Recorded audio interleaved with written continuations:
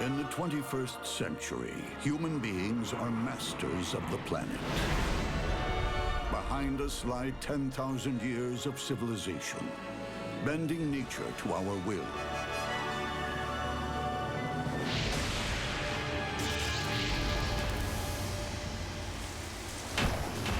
And it all started with one great invention. Not the wheel, not the car, not the plane. The greatest invention of all was beer. Beer has changed the course of human history, not once, not twice, but over and over again, right from the very beginning. It sowed the world's first farmlands.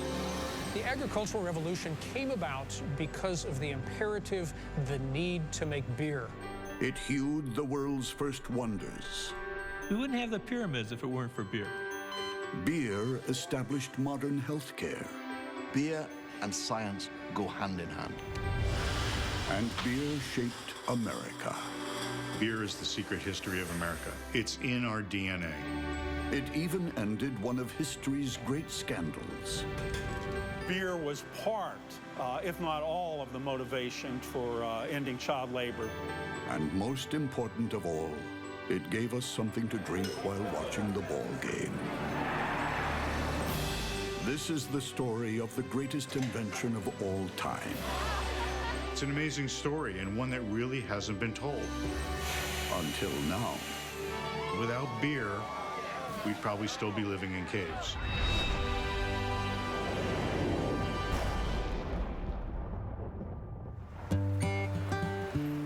Human beings like us have been around for about 100,000 years.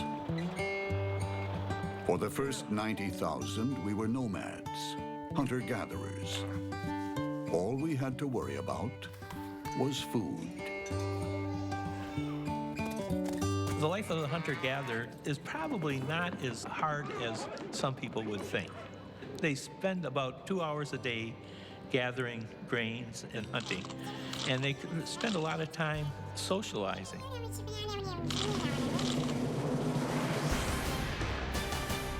Then, in 9000 BC, something happened that changed the world forever. In the Middle East, hunter-gatherers stopped wandering and started farming. They swapped caves for houses and created the first civilization, Mesopotamia. It was the beginning of the world as we know it. Historians call it the agricultural revolution. But the question is, why did it happen? We asked at the local pub. Women. Pumpkins. Potatoes. He just got tired of moving rocks. I have no idea. I don't know. In fact, the agricultural revolution was started by barley. For years, experts assumed it was to make bread. But now there's a new theory that has shaken the world of science. The agricultural revolution is all about beer, and beer is all about barley. For food scientist Dr. Patrick Hayes, it's an open and shut case. There's no doubt that barley was domesticated to make beer. Archaeologist Dr. Pat McGovern backs up the barley for beer theory. The reason it was domesticated at 9000 BC is that they were using it to make beer. The proof? Residue from ancient jugs. Turned out that this residue was what's called beer stone. Now this is evidence then that we had a vessel that would have originally been used for beer. McGovern has found evidence of beer more than 3,000 years before anyone was baking bread. But hold on a minute. Brewing is a complex science. So how could primitive people have invented beer? Dr. Thomas Shellhammer is a fermentation scientist, a beer buffin. And he thinks they stumbled across it by complete and utter accident. About 10,000 years ago, hunter-gatherers were collecting wild barley as a source of nutrition. During one of these collections, they were taking barley and placing it into some sort of collection device.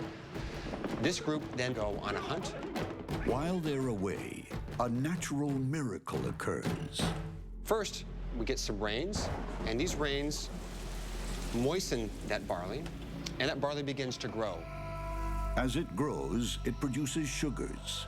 Now it needs more water. Luckily, it rains again. And at this point, we have substantial amount of rain, enough rain that this vessel becomes basically full with liquid. Now the real magic happens. Wild yeast converts the barley sugars into CO2 and alcohol. A few days later, the hunters return. And they look inside this vessel and they see a bubbly mixture. And someone takes the chance to actually taste it. And taking a taste, they think, wow, this is something that's very, very different. This is the very first accidental beer, and from this point on, things will never be the same. Humans hadn't touched a drink in 3 million years of evolution. Suddenly, life looked a lot more interesting. They said, this stuff is good. How can we make more of that? Today, experts like Dr. Hayes believe it was beer's feel-good factor that changed the world forever. The intoxicating effects of that beer surely persuaded people to continue propagating barley. And that, in turn, starts this whole cascade of inventions that make for better beer. The thirst for more beer and more barley to make it with created an explosion of new technologies, in a domino effect. You're going to get tired of going out with a stick and trying to poke a hole into hard ground. And so what does that lead to? Well, that's going to lead to the plow. Once you start opening up ground, some of that ground is not going to be suitable for agriculture unless you irrigate it. A host of inventions we still rely on today came about thanks to a taste for beer. Once you start raising all of this food, you don't want to go dragging it around behind you. So what do you have? You have wheeled carts to transport the stuff. More beer plus more barley equals more farms, and the invention of math. It was beer that made them go in and study how to divide borders between their fields, and which led to mathematics. And so we can even say that math and measurement came about because of beer. After land surveys came bookkeeping, and beer's greatest early invention: writing. Beer invented writing? The written language? No way, that's impossible. Impossible, but true. Dr. Stephen Tinney is an expert in ancient texts. The reason for inventing writing was the need to record the production and distribution of commodities like beer. The beer trade created record keeping, symbols on clay tablets that evolved into writing. In the first ever written language, called cuneiform, this is the word for beer. And it's everywhere in the ancient dictionary called the word lists. One of the most important word lists has over 160 different words relating to beer. That's more than the Eskimos have for snow. That's how important beer was. Beer was essential to the people, essential for their nutrition, and essential to the origin of writing. So beer ended hunter-gathering, started agriculture, invented the plow and the wheel, and gave us math and writing. By 3000 BC, civilization was in full flow, all thanks to beer. But it was only just getting started. Coming up, how beer built the pyramids. It's just mind-boggling.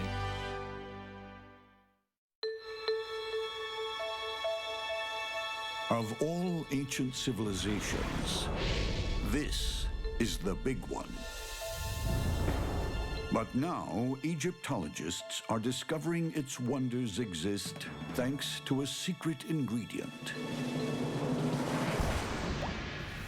beer.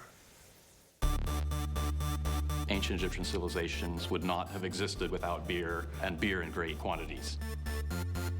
I don't think there was anyone in ancient Egypt that didn't have the right to drink beer, even small children. The ancient Egyptians saw beer as a gift of the gods. The most powerful of all the Egyptian gods was Re. He is the creator of life, love, and beer in this world and the next. They consumed it all the time, and when they died, they would go to the afterlife hoping that they would continue consuming beer in great quantities. This inscription on an Egyptian tomb answers the age-old question: how many beers do you need in the next world? He asked for 1,000 jugs of beer that he hoped to take advantage of in his afterlife. The pyramids are the ultimate icons of the afterlife. Just how they were built remains a mystery, especially when you learn how workers were paid. The daily rations, the wages of ancient Egypt were paid in beer. They would be given a chit that would say, "You have earned 50 jars of beer." It was almost as if it was a debit card. To Egyptians, beer was money. Today, a few noble individuals still trade in beer. I'll do somebody's laundry for a 6-pack of high-quality beer. I've helped someone move. I don't know if I should say, because if this is out there, my parents will see. Our modern beer economy might buy you a favor. Back then, it would buy you a pyramid.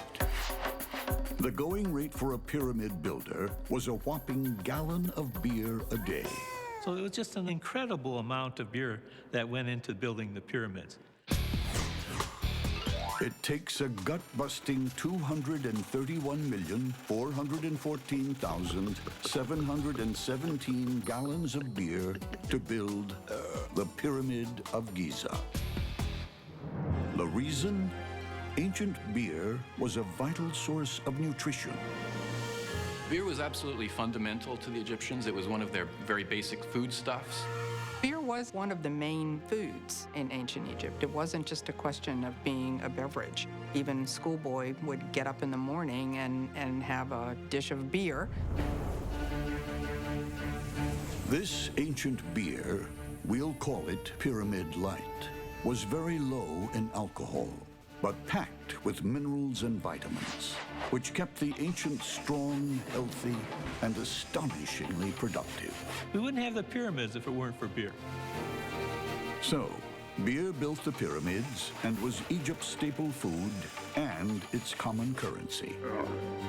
I know what you're thinking. Next, he's going to tell me that beer cured the sick.